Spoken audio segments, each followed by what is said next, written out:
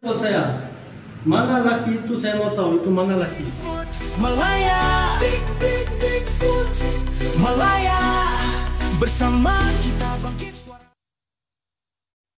Video ini memaparkan seorang lelaki warga asing Bangladesh yang bercakap dengan nada agresif dan mencabar.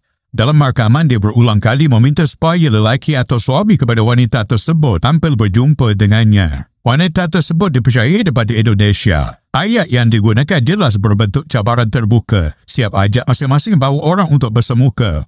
Bahasa badan dan intonasi suara pula seolah-olah cuba tunjuk kuasa. Seakan berada di kawasan sendiri.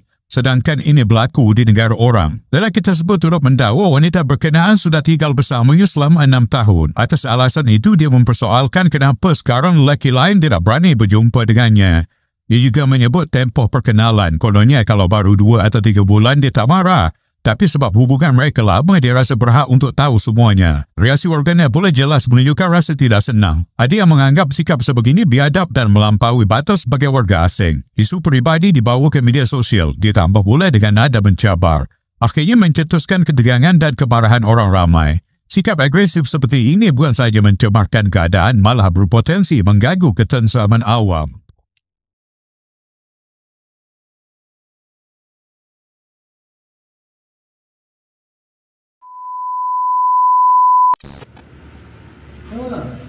Suruh dia call saya. Mana laki itu saya mau tahu, itu mana laki. Dekat mana itu Bangla, saya mau tahu. Kalau dia berani, jumpa saya itu Bangla.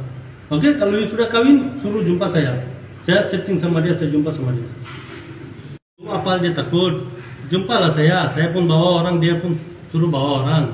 Kita jumpa mah, kalau dia sudah kawin, dia setting sama saya lah. Betul lah? You 6 tahun dulu sama saya, apa masalah sekarang dia tak boleh berani jumpa? Berapa lama you orang sudah kawan, saya mau tahu itu saja. Kalau dalam 3 bulan, 2 bulan you kawan, saya tak boleh marah. Tapi you sama saya, sudah ada kawan, saya mau tahu.